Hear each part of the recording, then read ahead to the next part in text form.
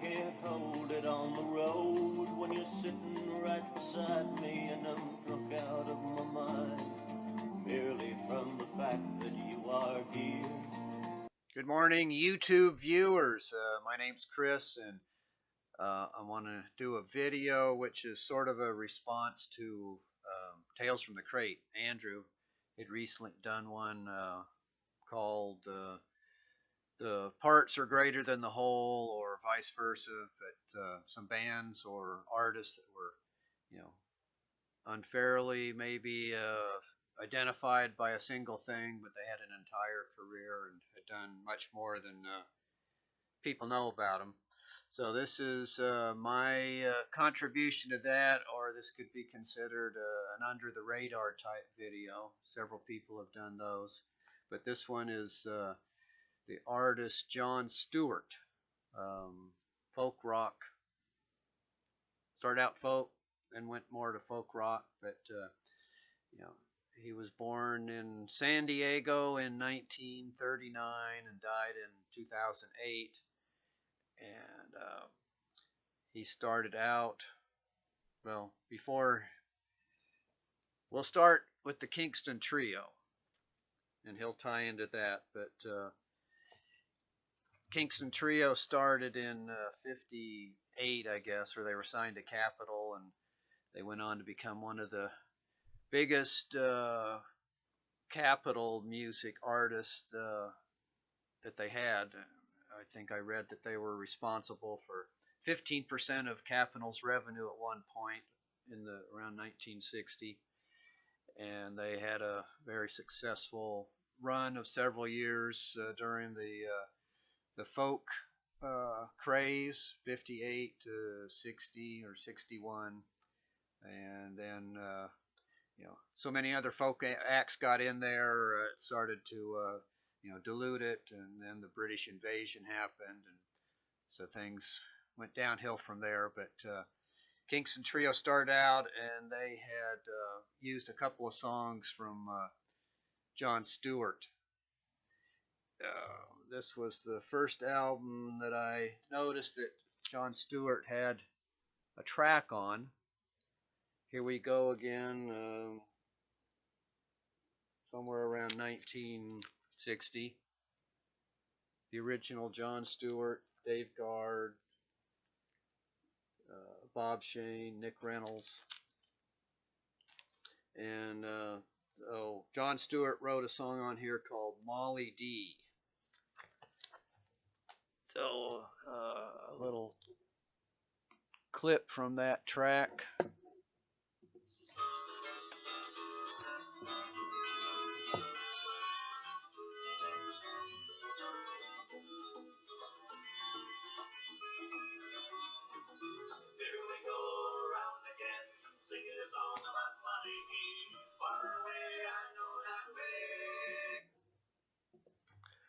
So that was that. Kingston Trio, they'd originally signed a deal, 7-year deal in 1958 or something.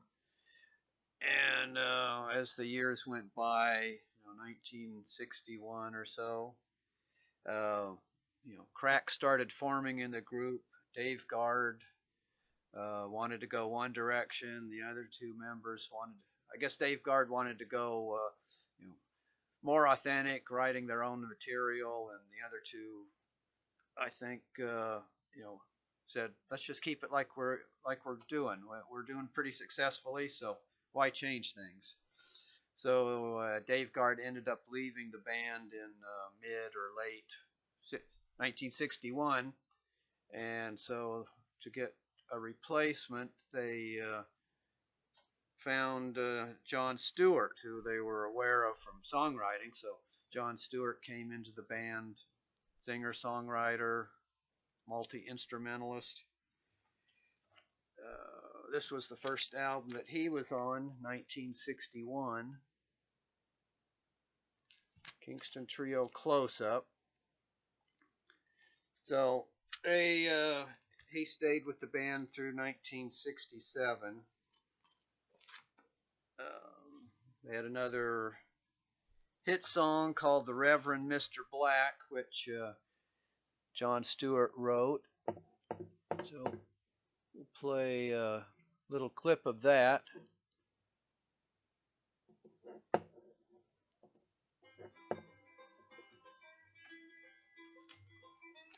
He rode easy in the saddle, he was tall and lean.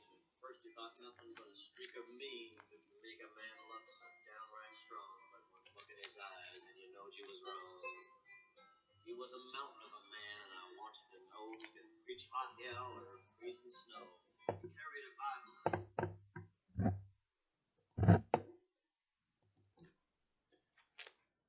So that was the Reverend Mr. Black off of Kingston Trio 16.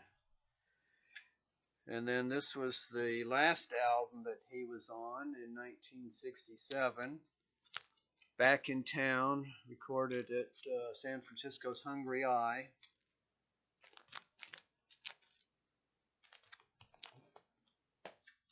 And they had heard of John Stewart. You know, he was in a band called the Cumberland Three, and he put out a couple of albums in 1960. So this is a compilation of his first two albums. One album was called Rebel Songs, and the other side was Yankee Songs. Songs of the Civil War. So each side was represented. This was 1960. He had another one that year. And after he left the Kingston Trio,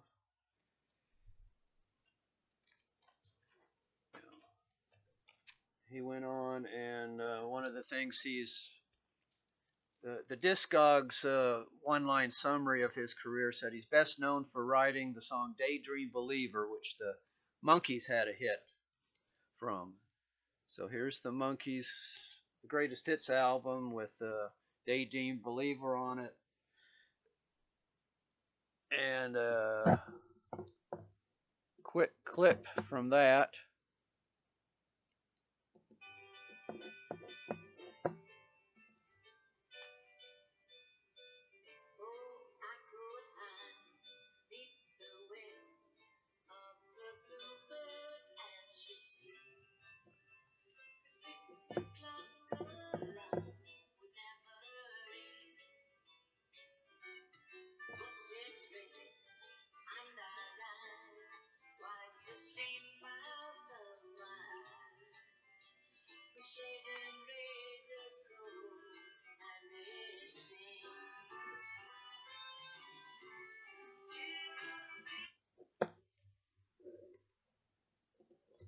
So that was that. 1968, he put out his first album. Him and Buffy Ford. I don't know if they were married at that point, but they eventually were. Signals Through the Glass. So this is kind of a folky album. He's got kind of a gruff voice, so I don't know if it really paired well with Buffy on this album or not, but they did this, and they did another one live album later. And 69, his first album, solo, John Stewart, California Bloodlines. This is a reissue of that 1969 album on Capitol. And then just some other albums I didn't pull. As Andrew said, he didn't get everything out, just some representative things. So this is 1971, I think, Sunstorm.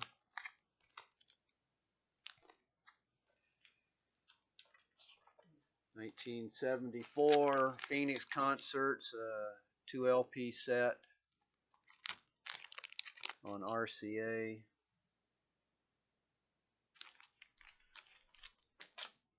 So John Stewart, covered some of his own songs. So here's Daydream Believer.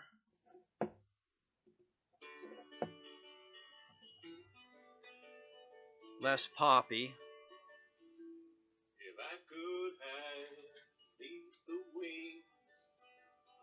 bluebird she sing the 6 o'clock of love. And he did a version of the Molly D song that the Kingston Trio had done before he joined the group.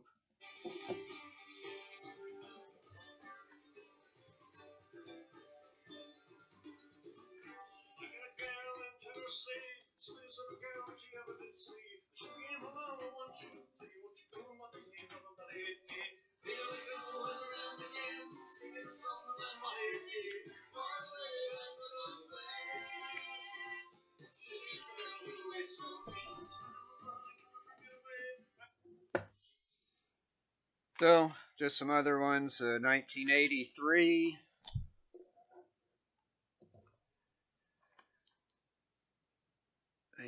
Back up with Nick Reynolds.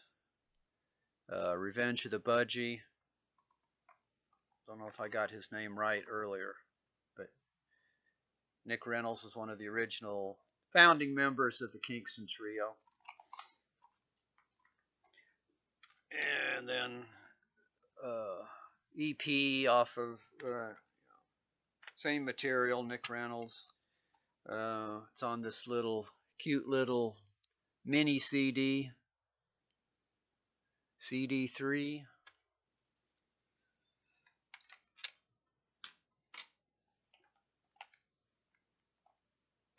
Then 1979, he put out this album. And then this had his other big hit on it, Gold, where he was assisted by Buckingham Nicks, or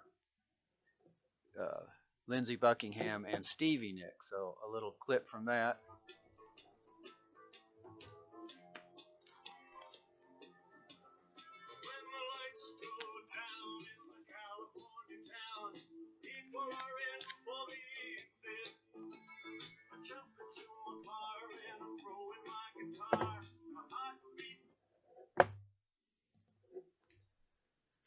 So that was 79. Buckingham assists on several of the tracks here, and then this is sort of like a start of a run. Then so that was Bombs Away, Dream Babies, and then 1980 was Dream Babies Go to Hollywood.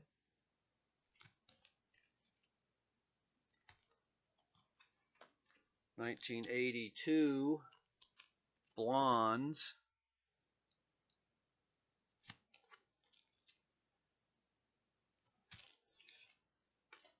And then I showed that cassette, that was 1983.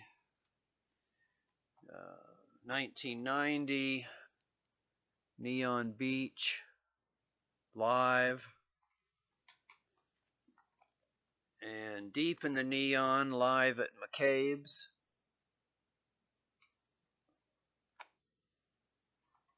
This was put out on Homecoming.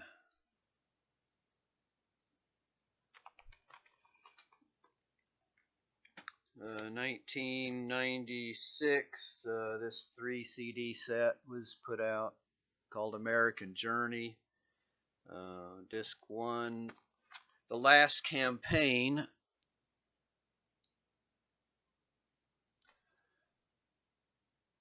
And then the Trio years, reprising his Kingston Trio involvement, and then the American Folk Song Anthology was the third disc in this laser light set. And then just the last one I pulled out,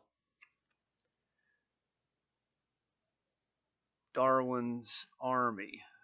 So this has his wife back on it, supplying vocals and some other things. This was 1999.